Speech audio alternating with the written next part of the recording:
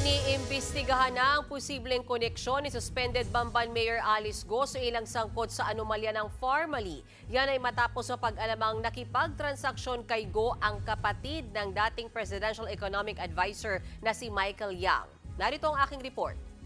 Managot siya sa kanyang mga accountabilities. May bagong impormasyong ibinunyag si Senator Risa Hontiveros tungkol kay suspended Bamban Mayor Alice Go.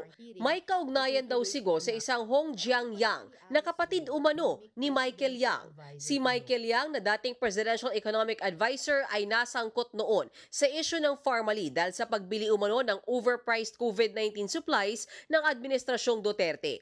Base sa dokumentong nakuha ni Senator Hontiveros mula sa Anti-Money Laundering Council o AMLAC, lumalabas na nagkaroon ng transaksyon ang kumpanya ni Go na Baofu sa joint account ng dalawang tao. Isa na nga riyan ang kay Hong Jiang Yang.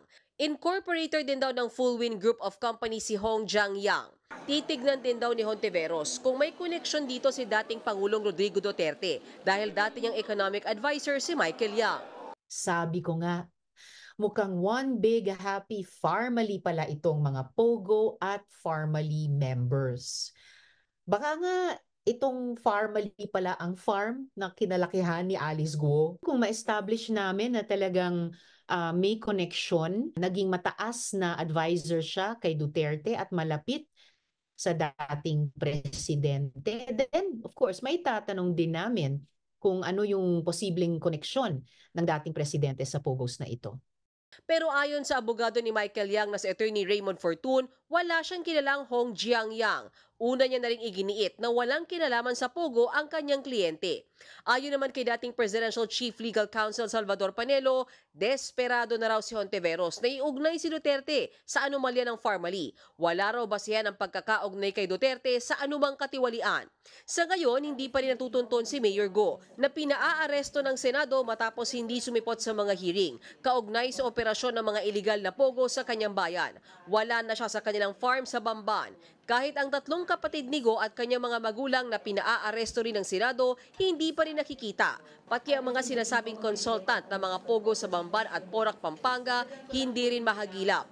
Tanging accountant ni Go na si Nancy Gamo pa lang ang hawak ng Senado. Ayon naman sa abogado ni Go, kumbinsido siyang nasa Pilipinas pa rin ng alkalde.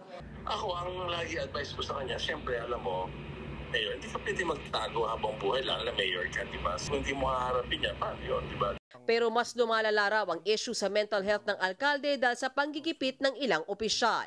Imagine mo, pati mga confidential AMLA report lumalabas. Yan, nag-uudyok, lalong lumalala yung kanyang trauma, lalo siyang natatakot.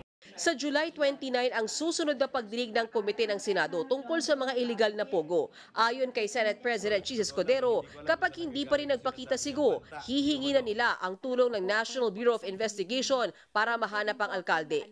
This is not a punishment for the commission of any crime. Itong pagdetena sa kanya ay para tiyakin lamang na siya'y mag-a-attend ng pagdinig ng Senado. Nagbabalita mula sa Frontline, Mean Los Baños, News 5. Mga kapatid, Mean Los Baños po. Huwag magpahuli sa mga balita at impormasyong dapat ninyong malaman.